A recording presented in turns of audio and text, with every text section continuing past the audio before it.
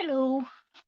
My camera seems to be wobbling all over the place today for some reason, but okay, so today should be interesting because I have been doing a couple of live streams. This is the third in kind of a series of live streams of color mixing, and I was using different limited palette color mixing schemes for practicing. I don't normally use a limited palette, but a limited palette is when you're using a yellow, blue, and red on your palette. That's your kind of standard limited palette, and the idea is you can mix all your other colors from that. But I tend to buy an awful lot of other colors as well for various reasons. But I used a few different limited palettes. Another one I was using was this Zorn palette. And that was a little bit different because instead of yellow, it was yellow ochre being used. And I also experimented with using a different blue and a different type of red for my limited palette on those first two live streams. But do not worry if you didn't see those first two live streams on color. It doesn't matter. You'll still be able to know what I'm going on about in today's video, or join in and do the exercise if you want. And it is a color mixing exercise using a limited palette. And the reason that I'm using a limited palette is that um, this is all practice for getting better at mixing colors accurately. And if you didn't have to buy lots of different colors, it would be quite handy, wouldn't it? Sometimes you can't get particular colors. It's faster as well than mixing up, um, getting out tubes of different colors and squeezing them all out on your little palette and everything. You can just mix on the fly very quickly with your three colors, and you know kind of where you're going with it once you get used to it. It takes getting used to, I have to admit. But this has been wonderful for me because it sort of got me over the Zorn palette idea, got me over my fear of using black. This one, the limited palette, doesn't use black at all for mixing in with things, because if you mix those three colors together, in theory, you get black. The what I was calling an augmented palette version of this that I was using, um, you can see some of the colors I replaced these primary colors with were a different kind of a blue, a more cyan blue rather than an ultramarine or a cobalt blue, and a more towards a more purpley red, towards magenta rather than towards a warm red, a cadmium. So this was to get different kinds of intensities of color. Now, at the end of this, I will talk a little bit about what we're doing next week on the live, because we're going to be doing a painting next week as well, right? And we're going to be putting some color ideas into practice. But this is another idea that I want to touch on next week about color intensity and transparency and opacity in color as well, which feeds into your color mixing. But I don't want to get too technical. I want to just get on with the exercise. So if you want to follow this along, the still life that we're doing, which I've sort of had a go at on a small scale already, is um, over on the community tab. And I have included a color photograph of this and a grayscale or black and white photograph of it. And the reason for that is that when you're going to start doing a still life or any painting subject, it is sometimes helpful to a student of art to draw the thing out first, just to get tones right. Okay, so how light or how dark something is, and leave out worrying about the color. because you're kind of breaking up the problem into different things. And sometimes when you're looking at the thing with loads of colour in it, you sort of lose sight a little bit of it, well, how light or dark something is. So just doing a drawing and reducing the thing to just tones instead of colour can actually help you see what items are lighter or darker than each other. So in my little kind of example piece here, it's done on a very small scale, but I didn't want to be taking too long doing it because I was doing three of them using slightly different palettes for my experiment. And you can see that experiment um, over on the upload video tab. It's my latest upload there, shows the three different palettes that I was using to try this experiment. Um, I've got it there tonally now. So now I come in and lay it out again, and it's quicker to lay out because you've got the drawing done already, and you go in with the color. So that one was done with your standard palette with these kinds of blues and reds and yellows as your primary colors. All the colors were gotten from that. And I specifically chose that still life setup because I thought these were items that had, going around the whole way around the color wheel. So from those three colors, and then the secondary colors that you get by mixing two of the three primaries, like orange from red and yellow, and that's supposed to be a purple from the blue and red, but I discussed why it turned out that color in the last video and a fix for it as well. And green from your blue and yellow. Most people get that far with their color mixing, but we tried in this setup. I tried to go kind of around, pretty much around the color wheel, and have something from each sort of grouping around the color wheel included in it. But you can set up your own still life if this still life doesn't appeal to you. But we're doing this kind of as an exercise. So three versions. That one not so relevant today. That was done with the Zorn palette, which replaces your primary yellow with an ochre. And I'm definitely going to do more experimenting with that. But you can see that some of the color ranges that I got wasn't getting the zoomy oranges of those little sort of mandarin oranges or satsumas or whatever they were, clementines maybe. I can always get them mixed up. Um, and then I used a slightly corrected version of this standard palette for getting a more zoomier red and a nicer green going than in this one. Some of the greens were a bit dead using that color range. So let's have a look now at how we would go about that. And as I say, if you fancy following along with this, your reference materials for it are over on the community tab, two photos that I put up this morning. And here are some of the colours that we're going to use. So there's your primaries, you see, your yellow, your blue, and your red. Now I have two kinds of blues out, and that's because of this kind of deviation in colour between what cyan does and what an ultramarine or a cobalt does in blue. A lot of people you'll find do have, even with limited palettes, do have two blues in their palette. It could be done with just cyan, I think, but I'm learning as well. Okay, so not 100% sure, and I have to do a lot more experimentation. But that's what makes art fun: experiment and finding out more all the time. So let's just sketch things in. And I have a computer screen with the image up to save me basically going into the kitchen to set this thing up again. And I'm going to just loosely draw the thing out.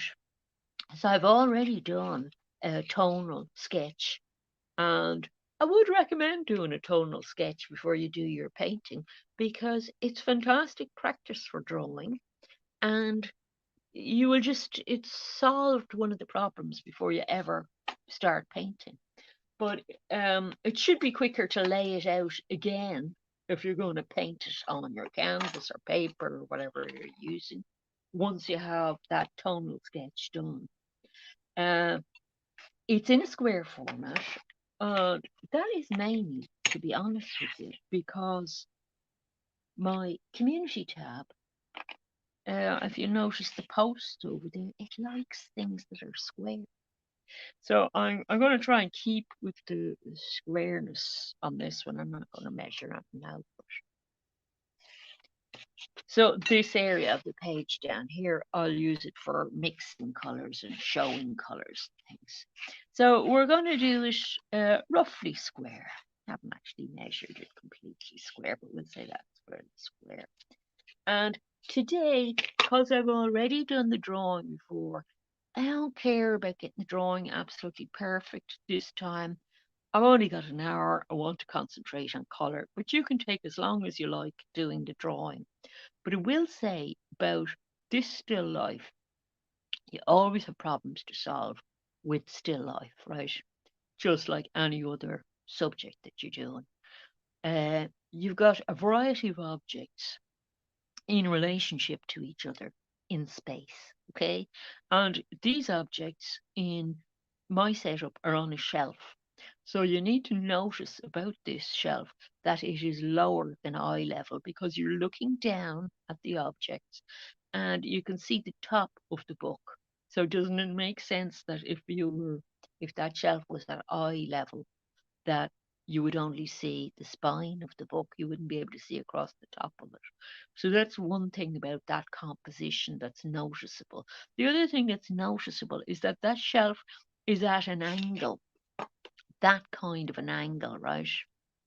And I did that deliberately to make the composition a little bit interesting, because there is a thing about composition that if you stick something, this item, for example, is taking up a fairly central position in the painting, right?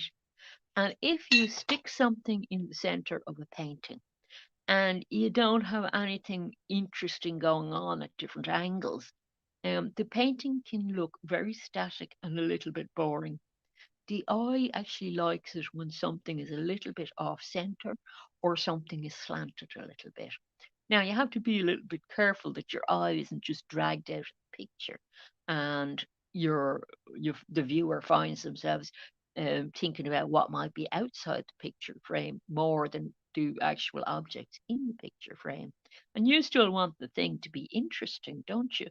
But this tilt was a way to add interest to a composition that otherwise would have been fairly static because that thing is more or less, it's actually very slightly to the right, but it's more or less in the middle.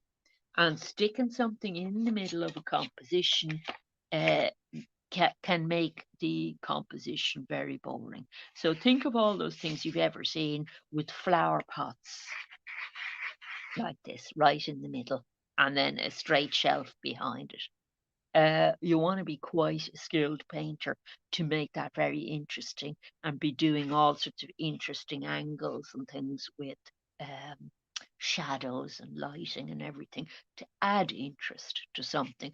Whereas a quick way to add interest to something is to stand at a slightly unusual angle to it. It will create some problems, right? With this one, you've got sort of measuring problems, okay? So if we were going to split this kind of halfway down, right, just for convenience sake, we'd notice that the shelf is um, more than halfway down, right, where it heads off there and where it heads off here for the slant.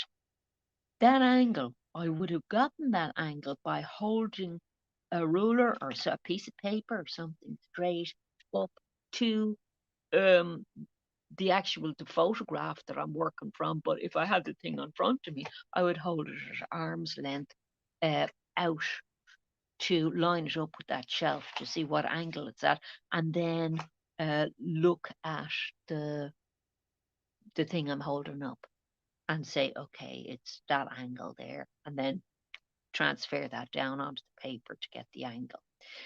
You've got another little issue going on here, and that is that we can't see the edge of the shelf here, right? But we can see the edge of the book. And the edge of the book the book is a rectangular shape, right? So this bit here goes off, recedes back from us in space, and this bit recedes back out this way slightly.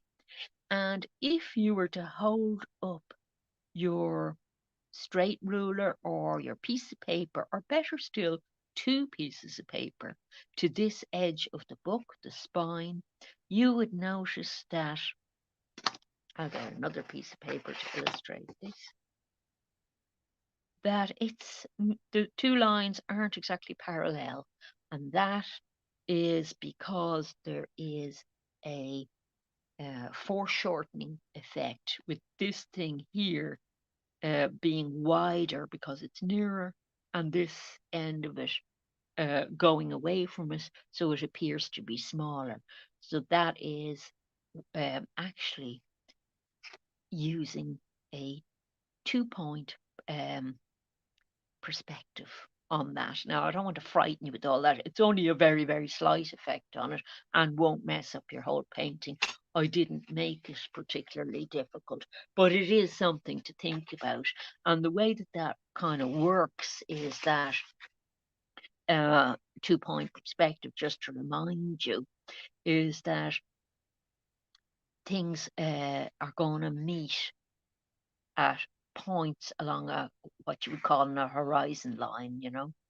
So say you got the book on the shelf here, it's any point on the book, right, is going to meet this point on the horizon line. So depending on the size of the book, if it's only a small book, it's not going to go back for ages, you know.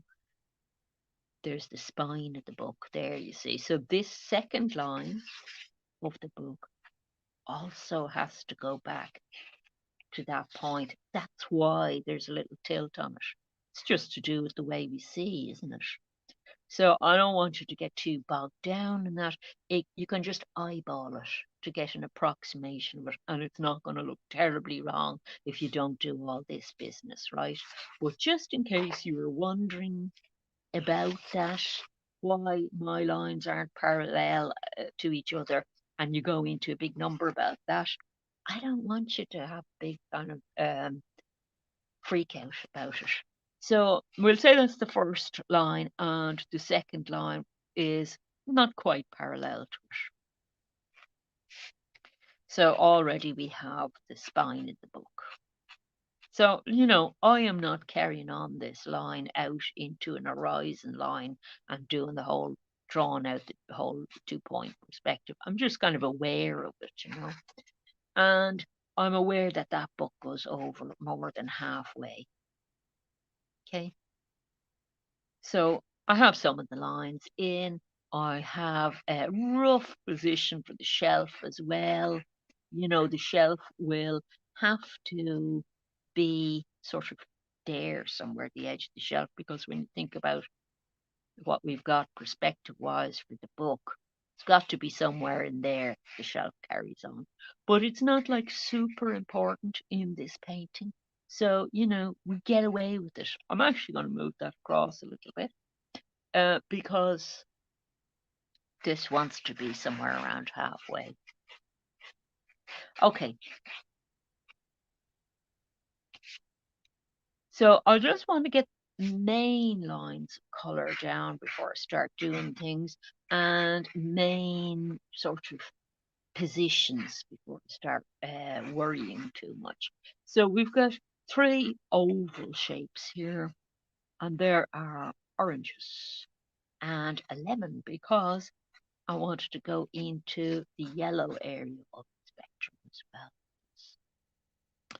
Okay, so height-wise, I'm looking at how much I have left at the top. Not an awful lot. And that's going to help me with height of things. Now, you're going to spend, you know, probably a little bit longer than me to try and get this right. I'm going to go with approximations because I want to spend most of my time on the idea of colour today rather than the idea of drawing. I will do other, I can do other still life drawing live streams if people are interested in that. But I think people like setting up their own um their own still lives for things that it's just more interesting for them, you know. Now, I'm not going to go out that far in the painting. I have the luxury because I'm on a piece of paper here of being able to just bring the edge of the painting in if I want. So I'm going to do that. Okay, so I have my little bowl shape here. Maybe I will go out further. I don't know.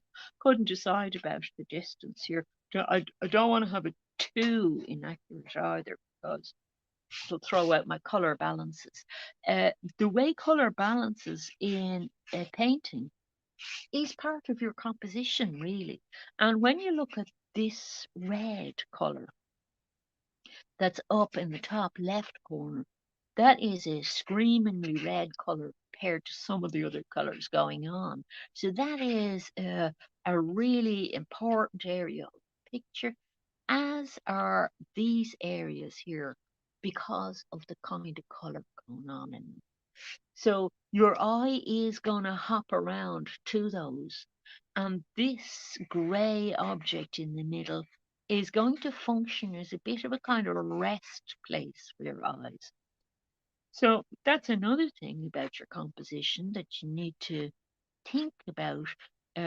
You'll have a natural sense for what's pleasing to your eyes and everything. You do tend to have a built-in sense of this, but when you're arranging things for your still life, you're sort of uh, saying, well, okay, what colors are going to work beside each other and what shapes are going to work beside each other. And it's no harm to understand why they're working.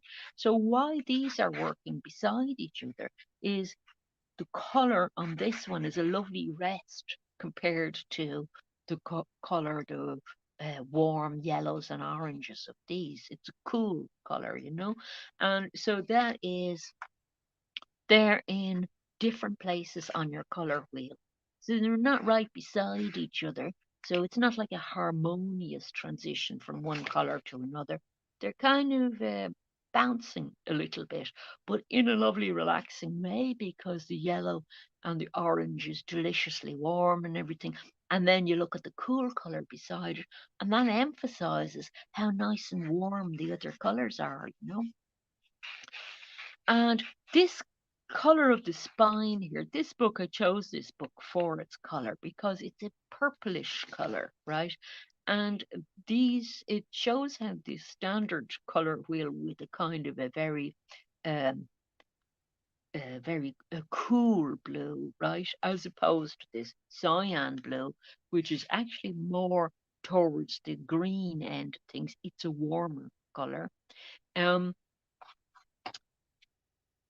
uh, that purple that I chose, the book that I chose, it shows you to an extent how you can't really get that color terribly accurately off this choice of blues and reds. So this illustrates why you sometimes need to use a different blue or a different red to get particular colors. So this is why using a limited palette is very good. It gets you very clear on um, how the colors work. And then I also had some objects like this spoon included because I wanted the highlight. Because in a painting, you have highlights that'll add a little area of interest and excitement into a painting. And when you look at the middle of the spoon and this highlight here, they're actually the brightest colors in the whole painting. This, these two, and this edge here of the kind of postcard that's at an angle on the wall, that's very bright as well. That's a very bright area. Then in here on this orange and the other oranges, we've also very bright highlights and a little bit on the lemon as well. So there are some of the lightest areas. Then down here, we have a little group of grapes. And we've got some highlights on the grapes as well. They're not as high a highlight as this one on the spoon. So you're always moving backward and forwards between different areas on a painting to look at your highlights. And that helps you a lot with the colour. You also have your trick of doing the tonal drawing to help you as well, because you had to establish all these um, relationships of tones to each other without the colour involved at all. So the colour wasn't messing you up. For example, that red in the background, you know, that could have really messed you up because it's such a screamingly uh,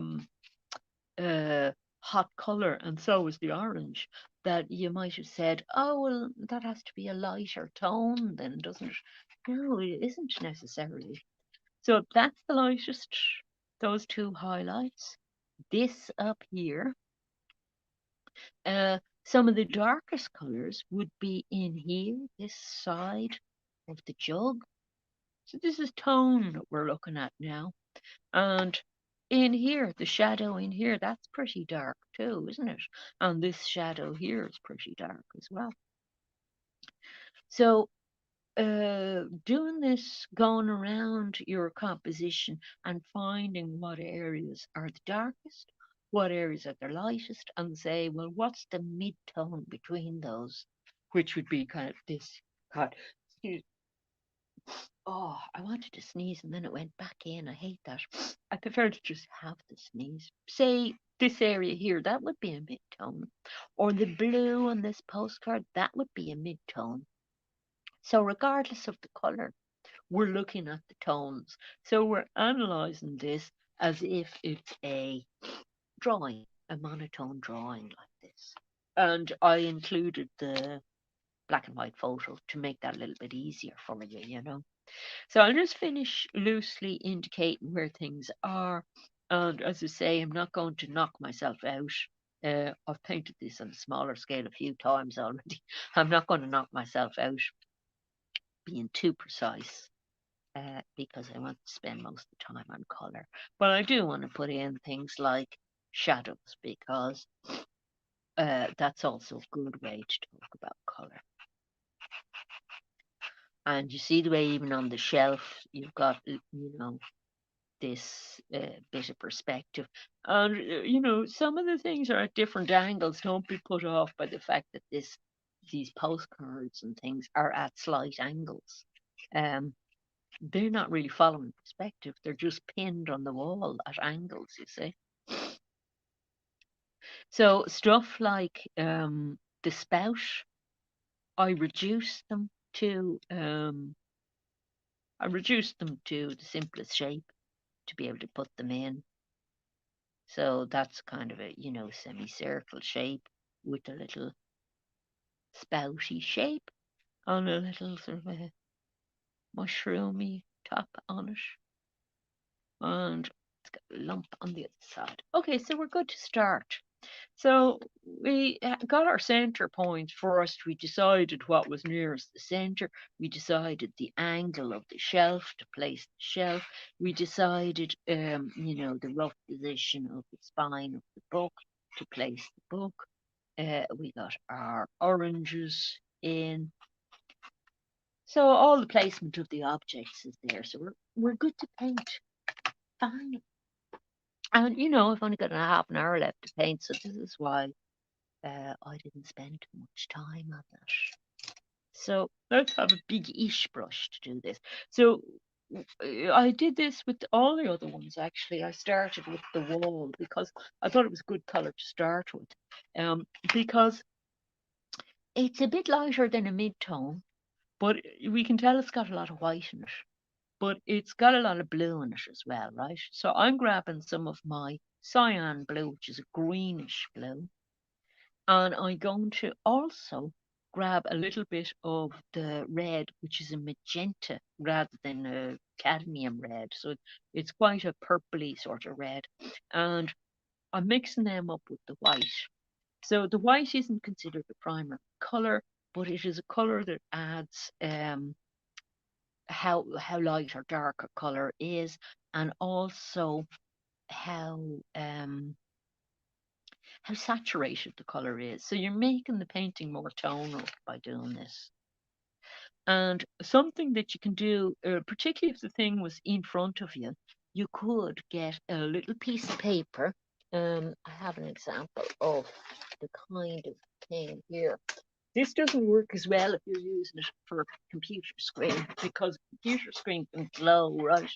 But if you have the still life in front of you, it can be very helpful if you're not sure about colours to cut a tiny little square and look at the colours through a square and go around the picture going, okay, is this lighter than this? Well, let's isolate this and isolate that. No, it's darker than that, isn't it? And then you can come along and put the colour here and say, well, is that colour like that colour?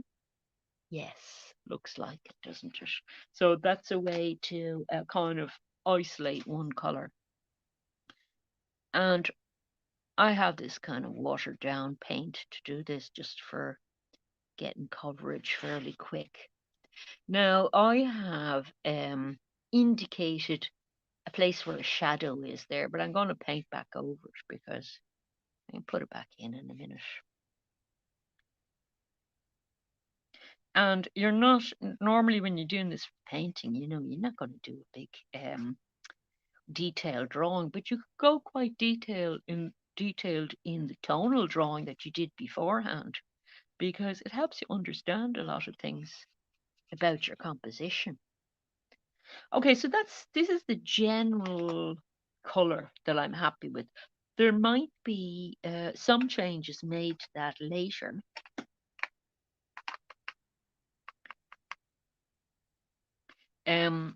Where I might decide it's a little bit lighter in some places or darker in some places. I had to mix up more of it there.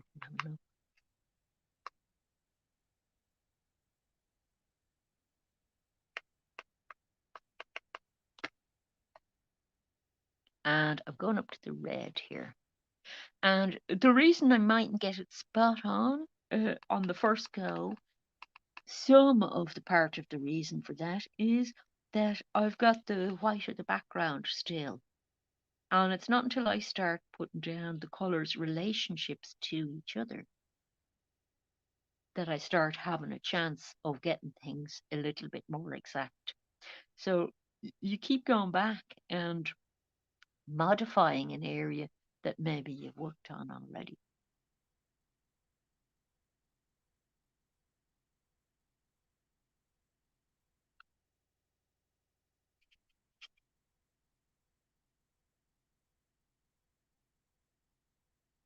And I'm going to go in past the spoon. Now there is an orange in there that I have to do, but I can paint over that to establish it. Okay, so I have bit of that done. I'm going to switch to another brush because I can use that brush again. And I'm going to get my red going, okay? So let's see, can we get away with just this kind of red? It's actually a pretty good match. But if I had been unhappy with that red and decided it had to be warmer, really what I would be doing would be, if I can find it, I've lost it already. My little diagram, I don't know where it is, doesn't matter, I have another one here. Oh no, that's it there. If I decided it wasn't right, I might get my colour wheel out and say, okay, well, am I going more if my red isn't right? Do I want to go more in this direction or in that direction with the red? And I might have decided, if the red needed to be have more oranginess in it, that I'm going to mix more yellow in, you see. Now, with that type of red, magenta, you might not get the type of red that's exactly the same as a cadmium red. I haven't investigated that enough yet to be really confident and happy about my saying that. But I know a lot of people have two reds in their palette as well. So this is why I call these colours, the cyan and magenta, my augmented limited palette, because I'm quite prepared to work with cadmium red as well, and I'm quite prepared to work with ultramarine blue as well. So if you see me reaching for those during the painting of this picture, that's why. Sometimes a particular red doesn't do something for you, or you can't get that particular red, and sometimes that has to do with transparency or intensity of color. Um, and qualities that are in the pigment itself, so you can't really do it in the way that you would with light mixing if you're working on a computer with stuff. But we're in luck because this red is not bad at all for that color. Well, it could be a tiny bit warmer actually, now that I'm looking at it. Could be tiny bit lighter there and tiny bit warmer. So, it is a good opportunity to see how much I can warm it up. And I don't know how much of the subtlety of this you can see. Yeah, it's still not the kind of red I want. And if I put out a cadmium red, you'll see what I mean. So I'll see, can I match the cadmium red, because this is that red is going towards that way. It's not like really orangey, but it's got an area in it that's slightly. So I'll show you cadmium red just for showing you the difference, really. You see the difference in that red?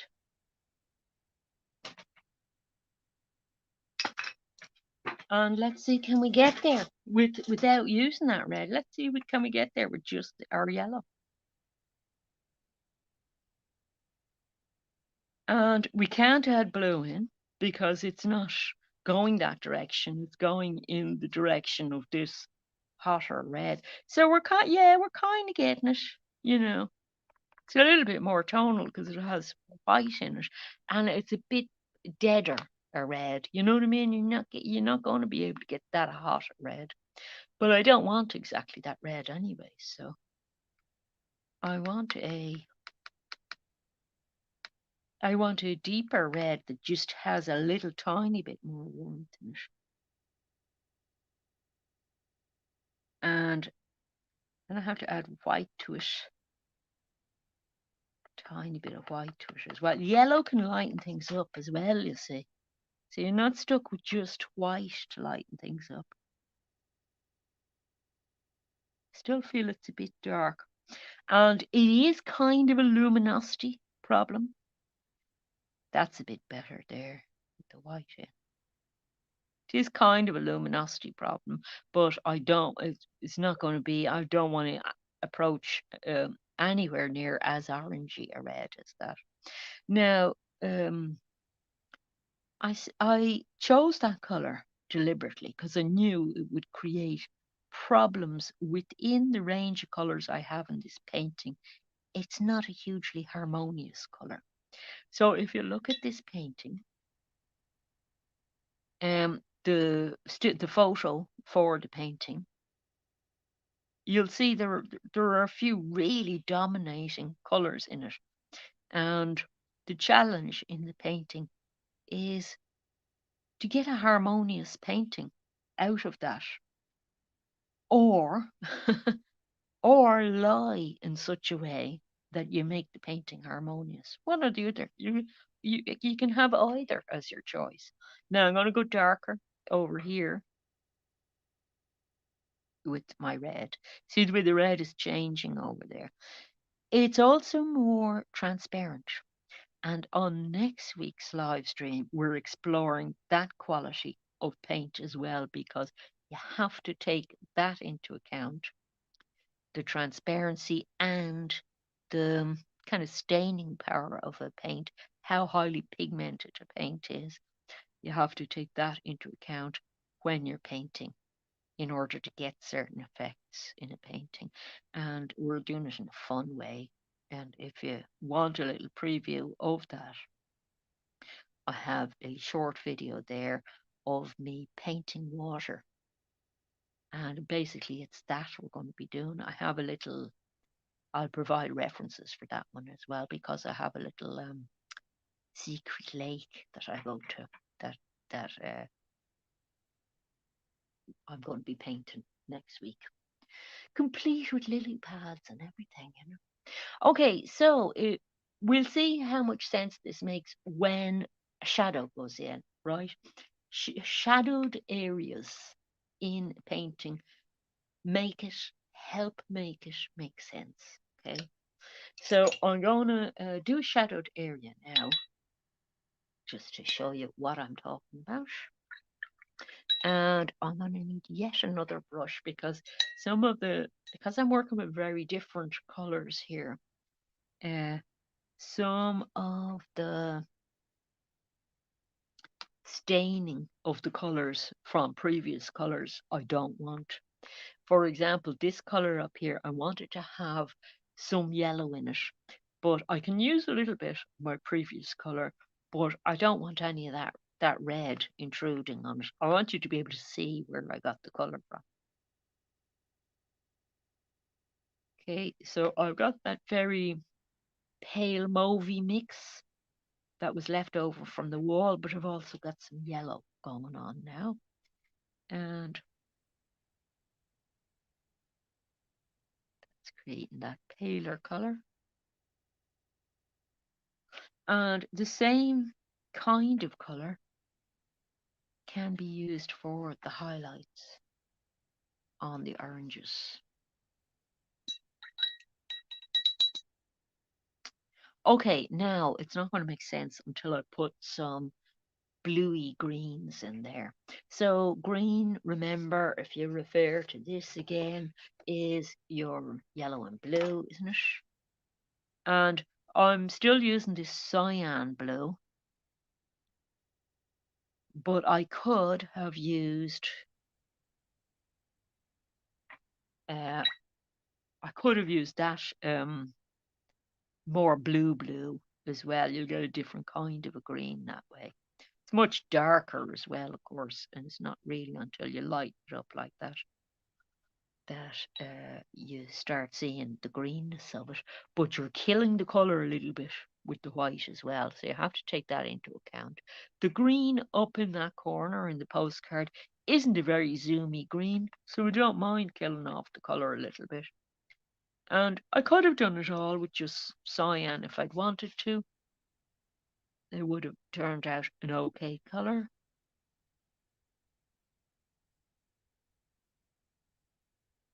So I want it to be a bit bluer. And it is a kind of a very cyan sort of colour going on.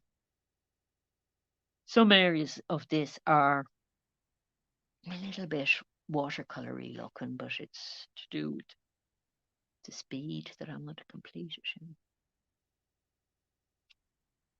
Because it's a bit of a challenge getting a painting done in an hour. Okay, so I want to get enough of it done to give you a good idea of where I'm going.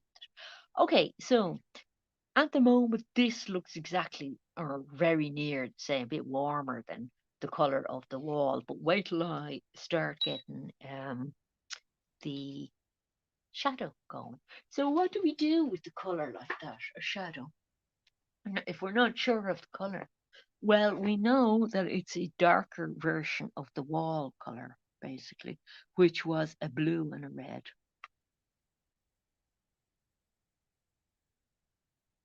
And we've no brown on this palette, you see. So you've sort of eliminated some of your options anyway, you know. So let's grab a bit of yellow, see what happens. And we're coming down into a purpley colour.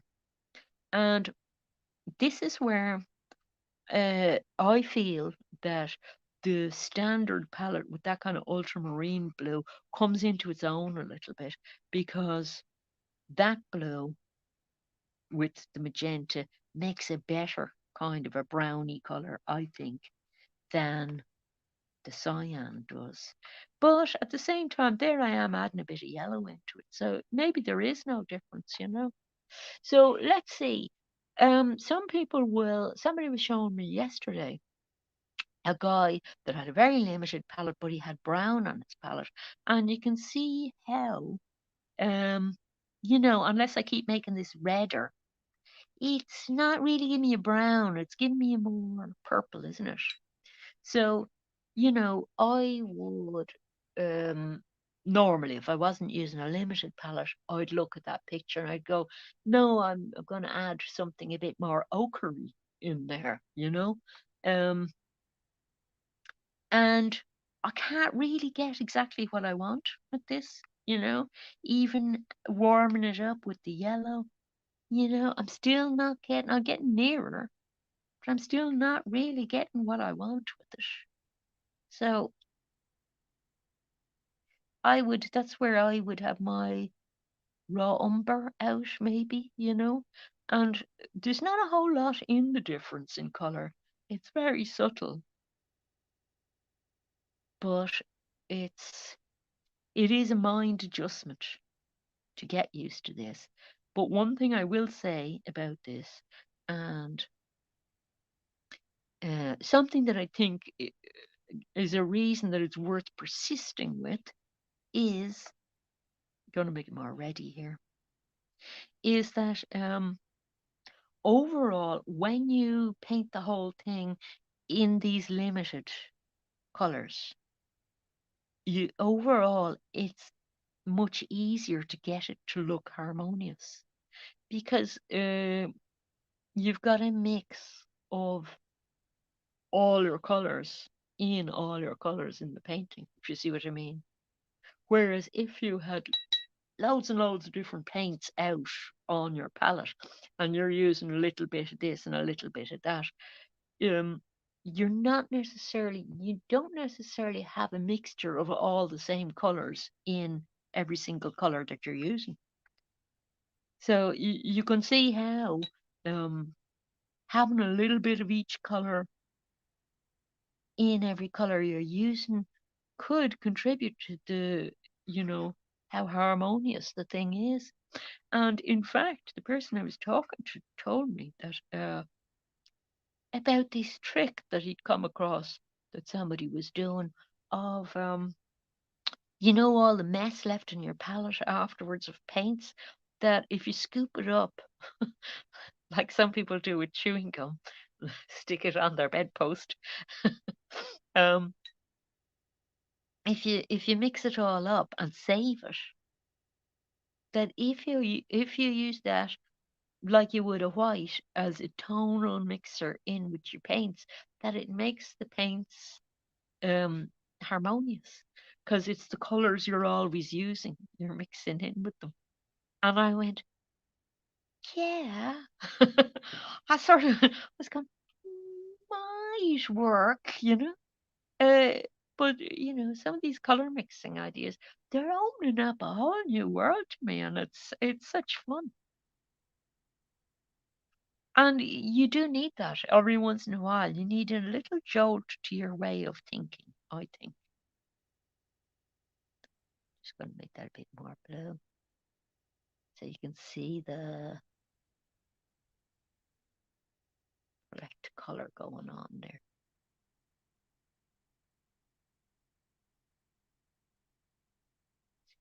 I so want to slow down, but you won't see me paint any of it if I slow down.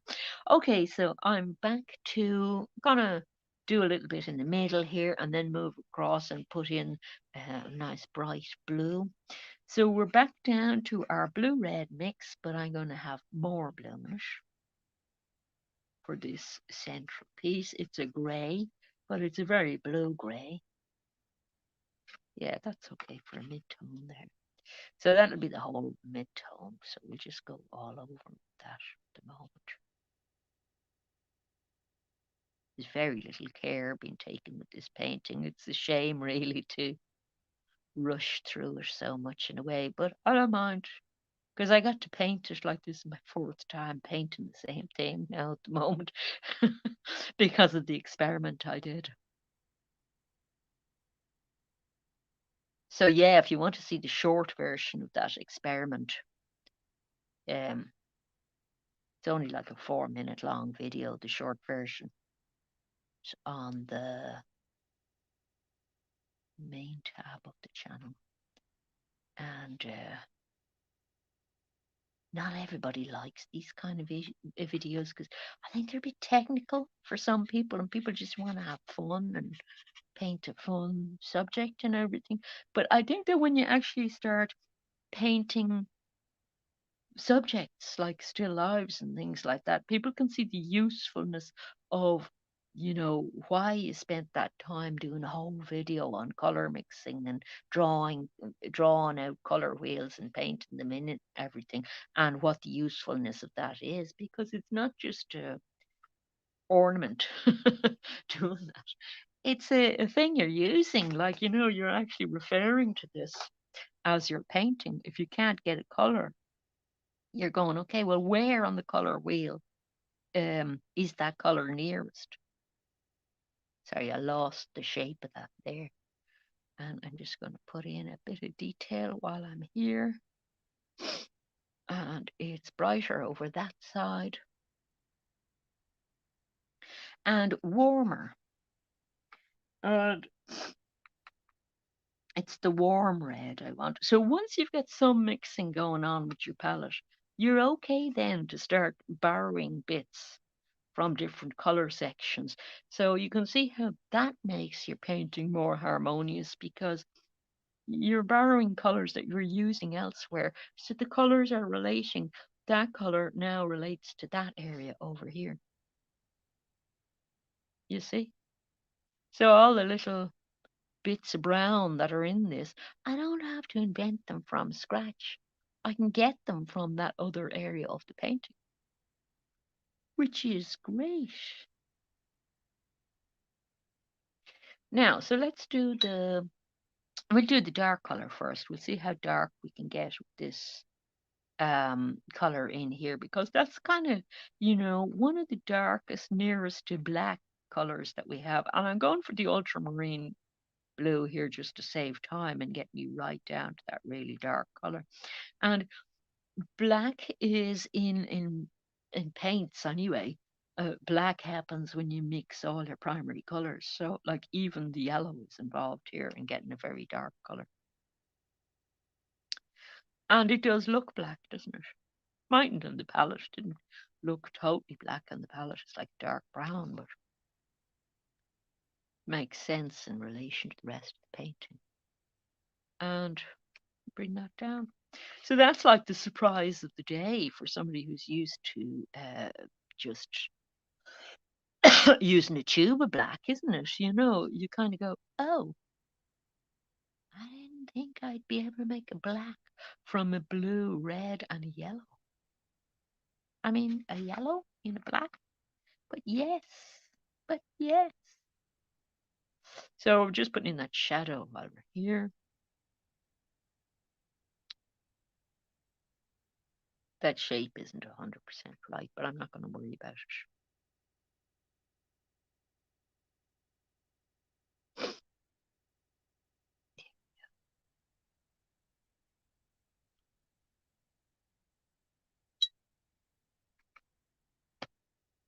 Just soften that, just like that. Okay, blue. Let's go over to this blue here.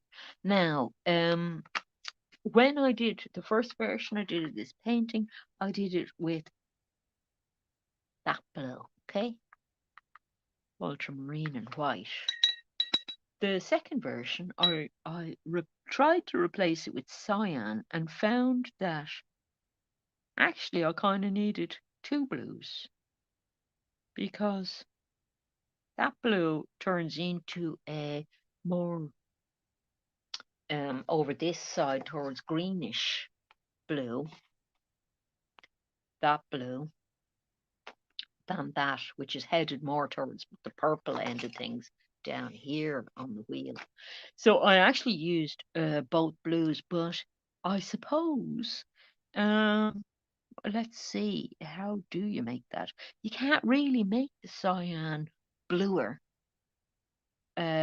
You can only push it in the red direction. So I think this is probably why I needed the ultramarine as well.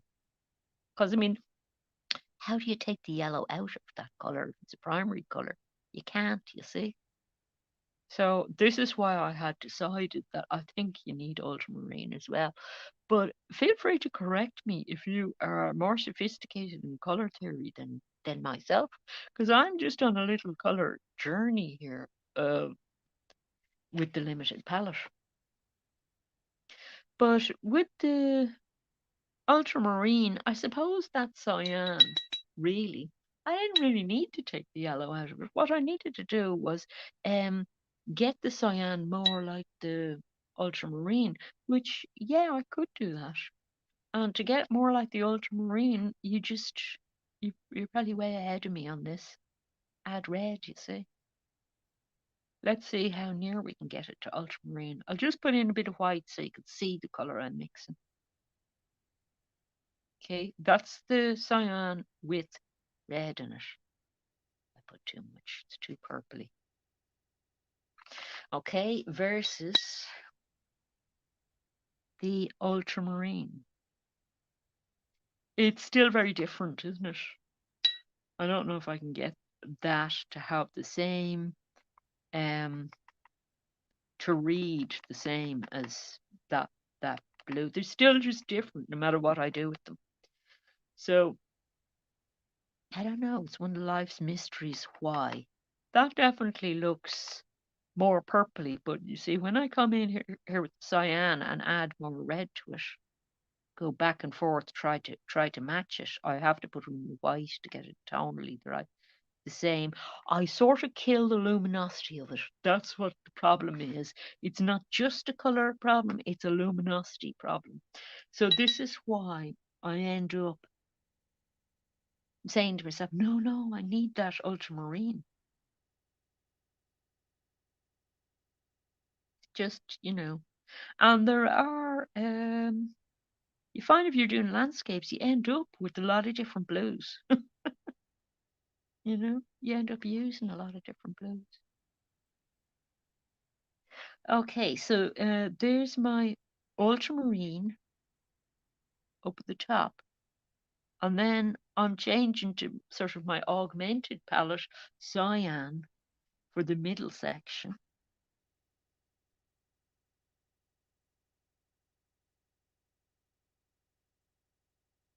And, although that was a gradation of the same color, you see on the postcard, you had light hitting it in different ways and it was affecting the blue in all sorts of different ways.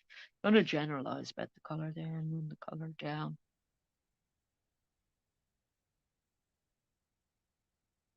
Probably used up most of my time. There's going to be another long live stream. Don't want to use up like a whole month's live streaming privileges here on the painting, but I want to get it far enough along that you can see where I'm going color wise. Okay, so that was an interesting experiment. What happens if I take the ultramarine, add yellow, and can't really warm it up, you see? I can push it in the red and make it more purpley, but I can't warm it up like turn it into a cyan. And I would like to know why that is, whether it's because of the luminosity or what it is. But whatever it is, there was a reason that I ended up adding the two blues to my palette. So that's the best I can do with the limited palette, is to have both sets of reds and both sets of blues. But actually, the cadmium red, yeah, I could get away without the cadmium red. Wouldn't be as intense a red, but still. I should still be able to get the oranges and everything from this magenta. But let's find out if we can. And will that brush do me? Maybe I'll get a different brush for this. What time have we got? Oh, I'm good. Oh, I'm over time already. Nowhere near being finished. But I'll do a orange. I'll do the green and the brown. Okay, just get those colors mixed at least before I go. And I probably will finish this off. I really I don't want to have to post another one of these because I've done like 3 of them already. But if you're absolutely dying to see how it turned out, yeah, I can show you. Now, for our orange, let's see, can we get it with the magenta?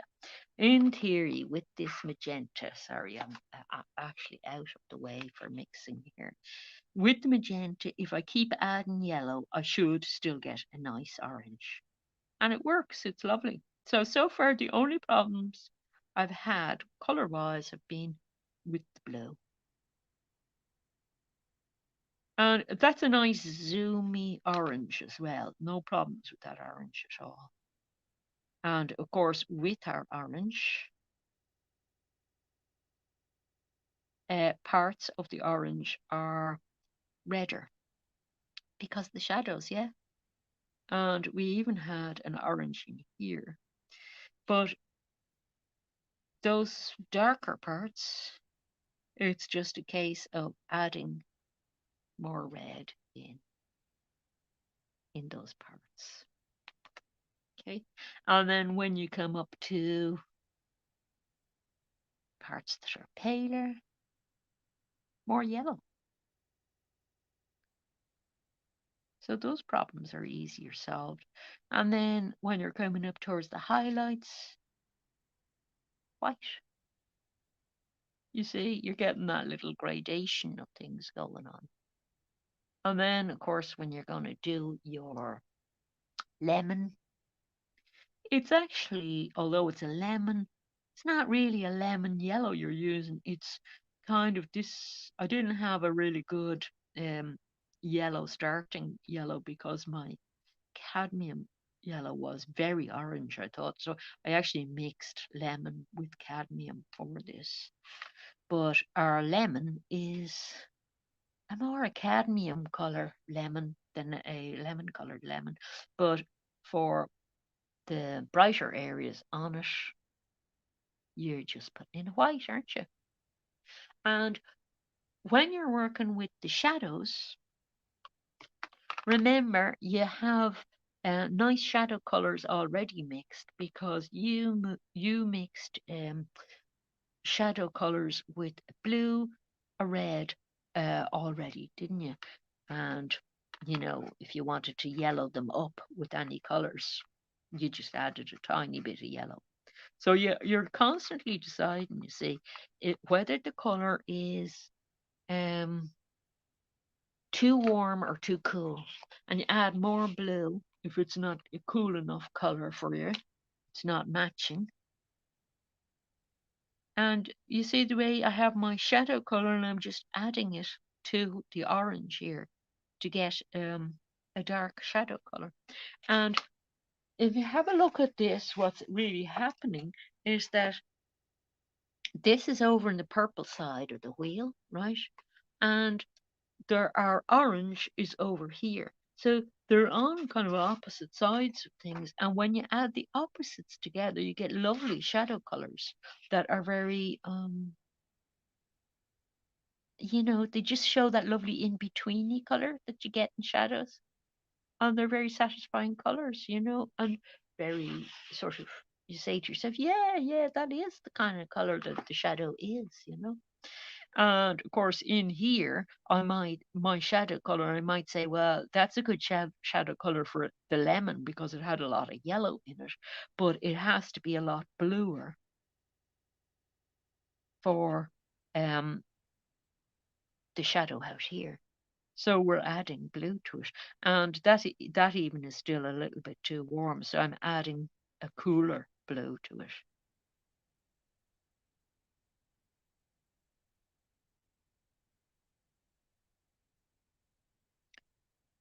So that asking myself that question, is it a cooler or warmer color all the time? It's incredibly helpful to me, you know.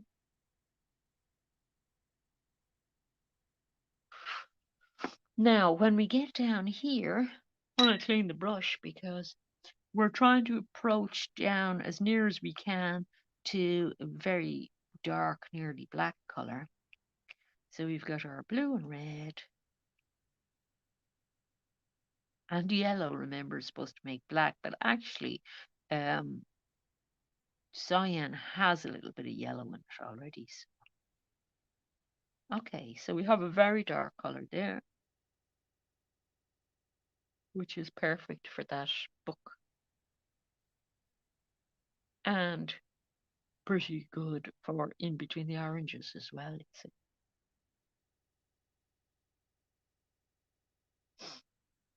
Okay, and even the shadow there has a little bit of darker area in it.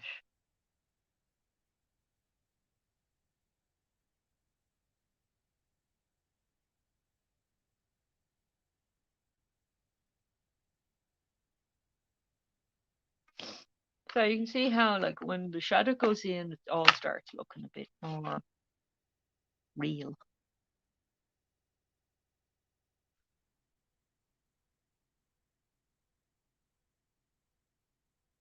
But at the same time, it's still all nice and harmonious because you've used so few colors that there, you know, there's a mix of all the other colors in with it all the time.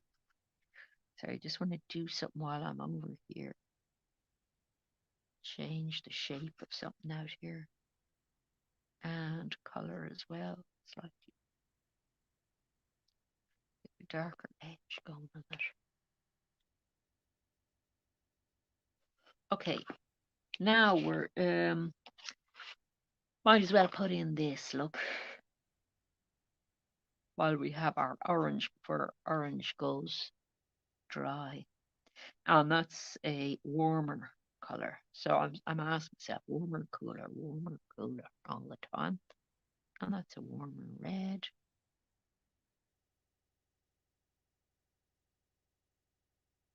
And overall a warmer orange because the orange is very intense over there, whatever way the lighting is. So it's a very deep and intense orange, except for one little small area. Okay, and I can go back and modify bits over here to do basically the same thing. So you see how it's sort of growing a bit. You would, you know, go in there and do things to your lemon. I haven't really finished that off. So let's have a look at this bit. This was the color that was very hard to match with the ultramarine version of the blue and the cadmium red version of this. But when I changed to magenta and cyan, it became a lot easier to match that color because wait till I add white into this and a bit more red. And you can see that color starting to make a lot more sense now. And in parts of it, patchy parts of it are a little bit redder, and some parts of it are a little bit bluer. So I'll let you work those bits out yourself. But if we come down here to where the shadow is, the shadows become fairly easy to do because we had some of the colors out already, didn't we? Down here. And we know that if we're going to do a dark shadow, we've really only got red and blue to go with. And, you know, maybe a bit of yellow for our shadows.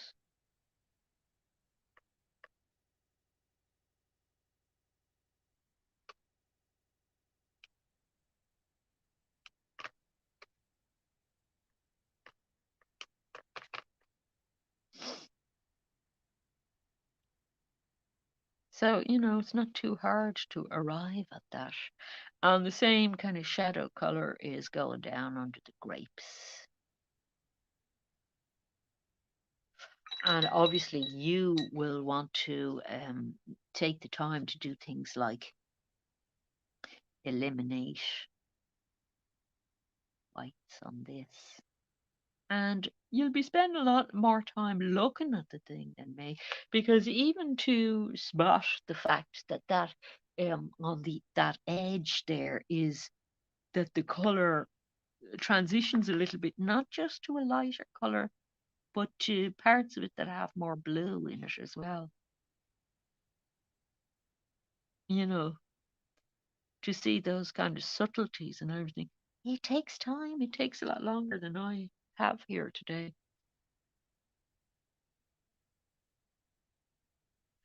But you see, you would get totally absorbed in doing it.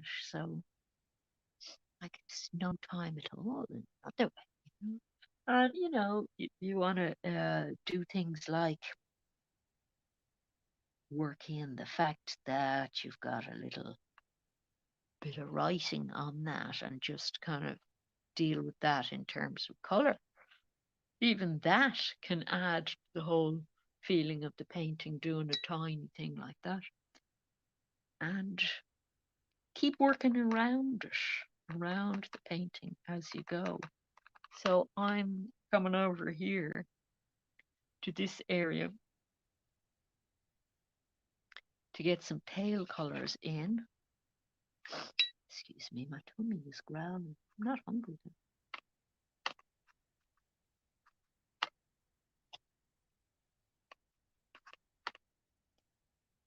So, after a while with the limited palette, you're making decisions easier because you get used to the idea, oh, yeah, I've fewer colors to work with. So this is, if it's a dark color, I mean, how much blue, how much red really is the biggest decision that I'm making about something, and does it have any yellow in it, basically. And the range of colors you can make from just those colors is shocking. So this tabletop color, have a look at this. I'm trying to stay away from some of the white areas. It's that kind of very warm color there, isn't it? With a tiny bit of tonality in it, so the white goes in. That might be a tiny bit too red. It's got some variation in it, so it does have some red going on.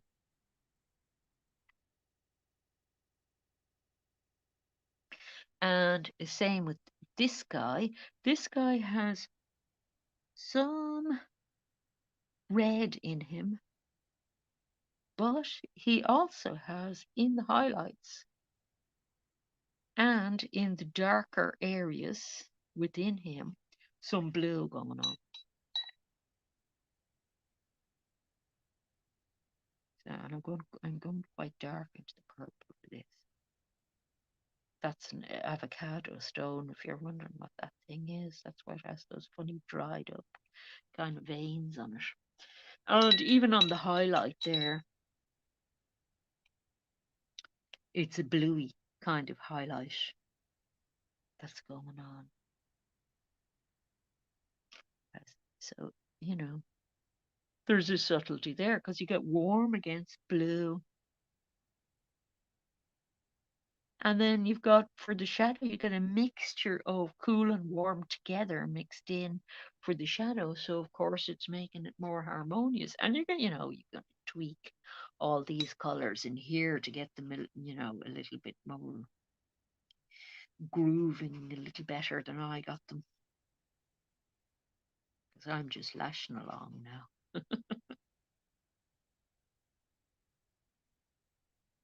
But I'm still going with some of the darks.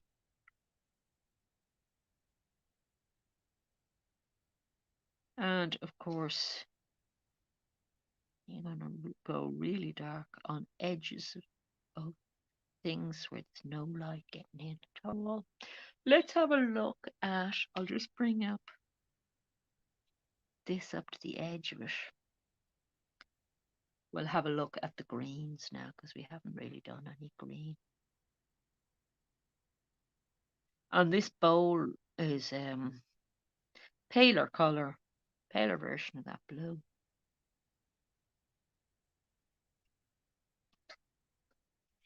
Just going to fill in some of that because the white is very off-putting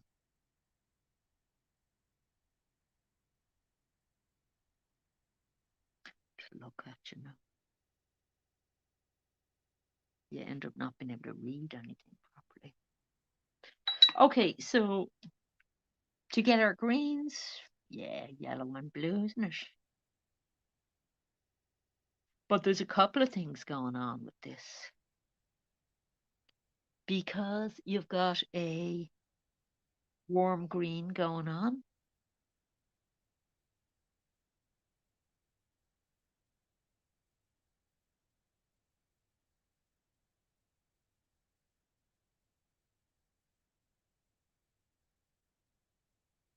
And you've got um, pale blue highlights, but you've also got a kind of more ochre green going on. So that's an orange basically.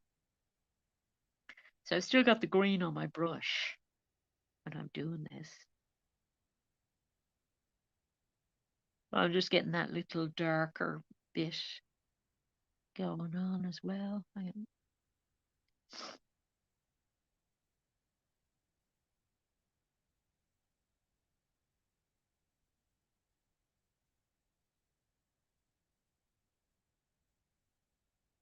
For sort of a slightly translucent look, you see.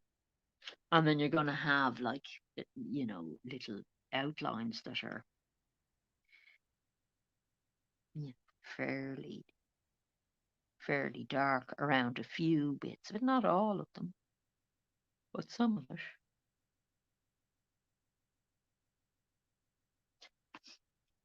And your very sort of bluish highlights. That, yeah, for that kind of bloom on the grape. And you're sort of measuring the brightness of that against the brightness of the spoon. So that's why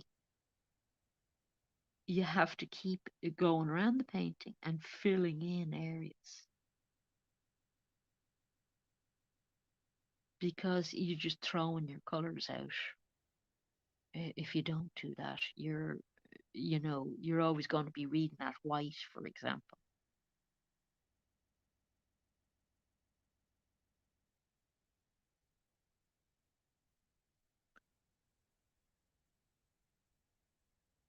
Even like a little edge like that, it does throw you a bit. So it's worth taking a bit more time than I'm taking and doing it.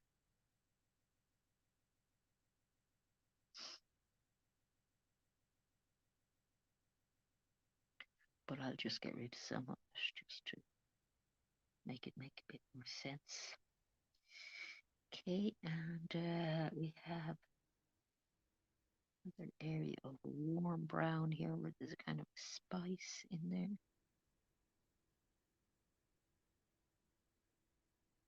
Okay, so that's basically how it happens. And don't forget that little edges of things make a huge difference as well to the reality of something. And, you know, shadows down walls. This is what I was saying. We'd have to go back afterwards to that wall and do some work on it and modify colors and things. There's a lot darker going on there than the rest of the wall, isn't there? So you do a lot of work on that, and there's a lot of kind of more fiddly stuff happening in here, and bits happening with spoon, and re-establishing sort of the highlight there against a very dark black here, all that kind of work that takes a little while. But you see, it's fun. That work is fun. So you want to take your time doing it, and you're learning a lot while you're doing it. So I wanted to talk about next week before I went. And I'm looking forward to next week because it's more stuff about, it's sort of about color, but it's about transparency versus opacity as well, and how important that is to getting things looking um, real in paintings. So water is the perfect thing to do when you're talking about that. And do go and look at that short video on it. I think it's just called Painting Water. It's on the Shorts tab. It's the last thing I uploaded. And that'll give you a preview of what we're doing. And uh, I have references. I have a reference a video actually instead of photos for that one, a reference video, because I shot a video of the place um, that, it was a lake that we'll be painting. So that's what we're doing next week. And I'm going to do an oil painting of that, but probably, I don't know if I'll actually do the oil painting on the live stream. I might, because I might work on that painting during the week. It depends on whether I get it started during the week. If I get it started during the week, um, I can just start in as an oil painting on the live stream. And so we'd be in the sort of kitchen studio for that one. Which is a bit of a pain setting up in there because there's a lot of setup to it. But in another way, the lighting is lovely in there, so it's worth taking the time to set up. So, and I am itching to do an oil painting. I can't wait to do an oil painting. Because although I love these paints, there's certain things these don't do that is starting to irritate me at this stage. That I go, oh, that'd be so easy to do in oil paint now. So I think it's just, I have the goo on me to do another oil painting. So I really want to do that. So it might happen. That live stream might be coming to you live from my kitchen. And as I say, I will tell you what video we're working from and everything. And it's kind of nice working from a video because you're able to choose what points in the video you like yourself for the painting. And the lake is so beautiful. It's just gorgeous. I'm actually working now with color that's, I should be cleaning my brushes. My color has gone very dirty and everything. So I'm going to go before I start corrupting you completely with dirty color. So I often do this. Keep working with dirty color, and you get really interesting effects out of it. But it all gets a bit fluid. So that's the story. That's you would be doing things in here and everything as well, getting the colors for the ball, which I didn't have time to do any of that stuff today. But you get the idea, and you get the idea hopefully why it's fun doing your own still life setup, and why it can be a good idea to maybe do a little tonal drawing before you actually start painting. That it solves a lot of problems for you. So, whether you do your own painting or work along with what I was painting there from the references that I have over on the um, community tab, I hope you got something out of it today and enjoyed it, or it made you feel like painting, or you just, enjoyed thinking about painting, or you are now thinking things about color maybe you weren't on your mind before. Whatever. It's all good. It's all arty stuff, isn't it? So yeah, join me next week then for water painting and for ideas about opacity and transparency and why they're really important. And in our painting water, they'll be really important in painting water, but their importance is for everything, really everything that you paint, So it doesn't just apply to painting water. So I'll see you then. There might be a video in the meantime uploaded as well. I don't really know. I'll have to see how the week goes. I'm hoping I'll get good enough weather to be able to go out on another expedition. So wish me luck on that. Bye bye. Take care, everybody.